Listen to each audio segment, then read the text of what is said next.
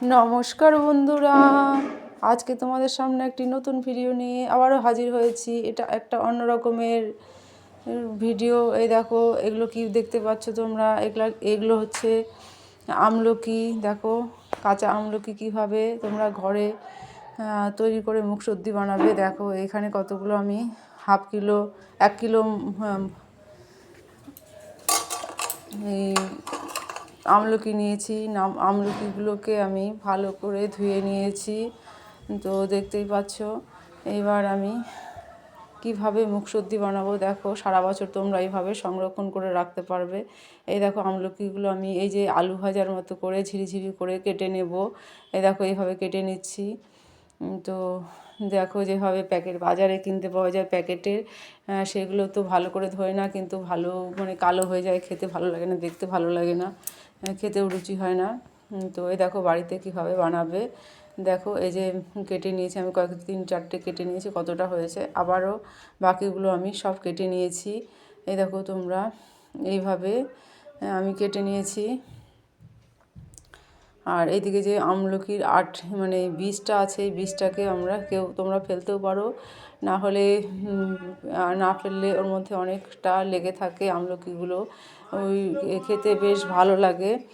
তো তো অনেকে এই আমলকির বীজগুলো দিয়ে গাছ লাগাতে পারো তোমরা।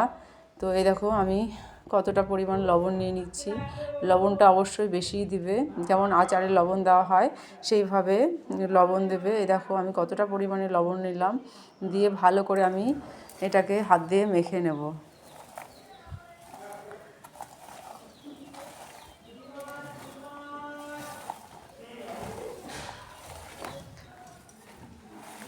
বন্ধুরা দেখো, এই যে নিয়েছি, আর আমি এটাকে ভালো করে ছড়িয়ে দেবো একটা থালার মধ্যে।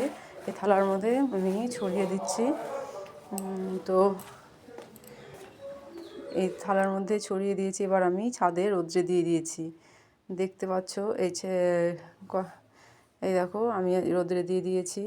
তো বন্ধুরা, তোমরা যদি কেউ নতুন হয়ে থাকো, আমার চ্যানেলটা সাবস্ক্রাইব করে আমার পাশে থাকবে। আর পুরনো বন্ধুরা আমাকে আগে থেকে সাপোর্ট করছো, আবার এখনও সাপোর্ট করতে থাকো। তারপরে এই দেখো, আমলকিগুলো আমি 2 দিন পরে তোমাদেরকে দেখালাম কেমন কালারটা চেঞ্জ হয়ে গেছে, রোদ্রে শুকিয়েছে খানিকটা। আমি আমি একটা কাপড় দিয়ে ঢাকা দিয়ে দিয়েছিলাম, কারণ আমাদের বাড়িতে অনেক পায়রা আছে। পায়রাগুলো এসে আমাদের বাড়িতে যদিও রাখা হয় না, খাবার দেওয়া হয়। তো এই দেখো, শুকিয়ে গেছে আমলকিগুলো।